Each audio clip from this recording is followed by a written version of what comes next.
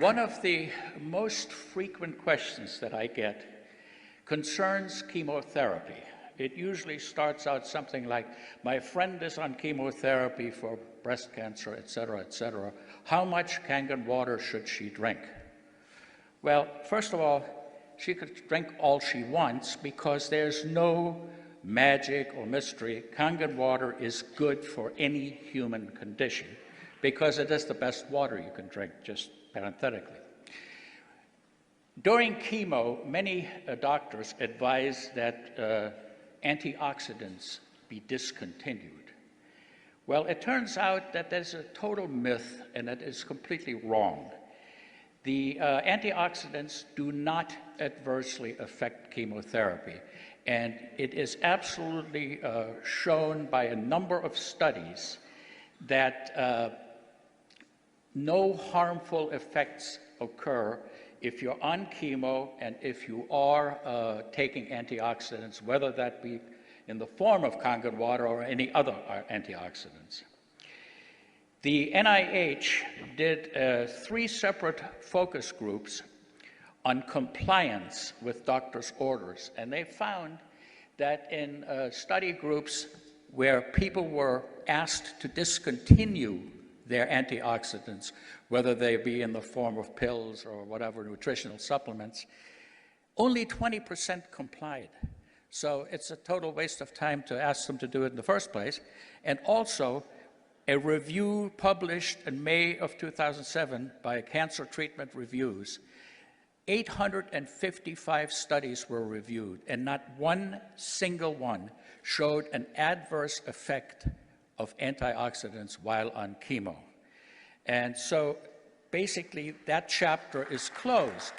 If prospective clients and so on ask you about that, you can say unequivocally, antioxidants are good whether you're on chemo or not. Now, what about benefits of Kangen water in patients who are undergoing chemotherapy? Are there any?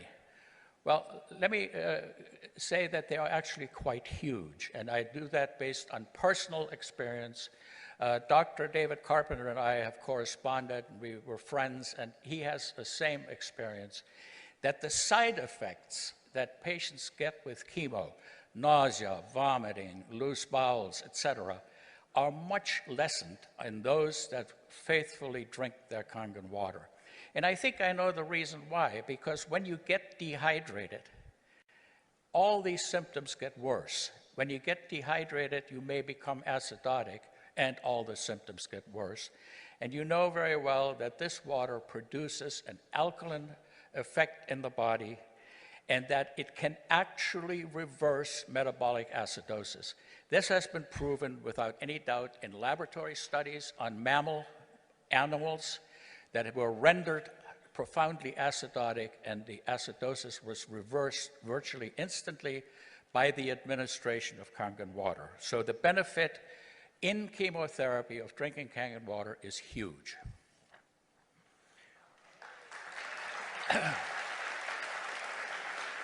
Now, what about radiation therapy? It is being used widely throughout the country for certain types of breast cancer. It's used for other different tumors, and of course, it produces side effects, and the side effects are usually burns.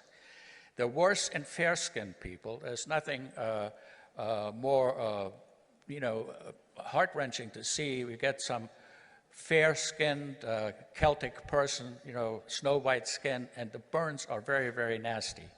The ingestion of the Kangen water helps healing, and the topical administration of 11.5 pH water, say you take a towel or something like that, wet it very well, lay it onto the skin for 15 minutes twice a day, especially right after the radiation treatment, and it is an amazing effect that this has on ameliorating these types of symptoms, and I highly recommend it.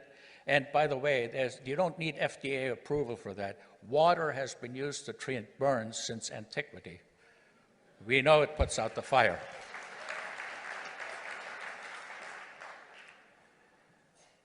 Another question. I have a prospect who has cancer. Will the water help?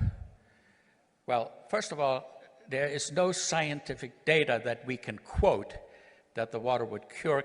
However, because the product promotes wellness, because the product gives us good hydration, and good hydration makes people feel better, people with cancer should drink all they possibly can because it will make them feel better about themselves and also improve their sense of well-being, which is, as far as I'm concerned, the best thing that you can do when you have a miserable disease. Now, here's another question, and this has been battered around a number of times and asked in different forms, which is the following. Can you become too alkaline by drinking too much Kangen water? And the answer is absolutely no way. Our bodies have a very, very efficient mechanism of dealing with acid. And there are two pathways, one through the lungs and the other through the... Now, organ transplants. That's a frequent question. My prospect doesn't want to drink the water because she had a kidney transplant and will think it will interfere with her anti-rejection medicine. Well, let me say this. I don't know of any medicine that Kangen water interferes with. I think that's a total myth. In fact, I have now met 3 heart transplant patients who are in the Kangen water family and multiple people with kidney transplants. And there's absolutely no way in which they have been adversely affected. Waterly. So, organ transplants, Kangen water, totally compatible.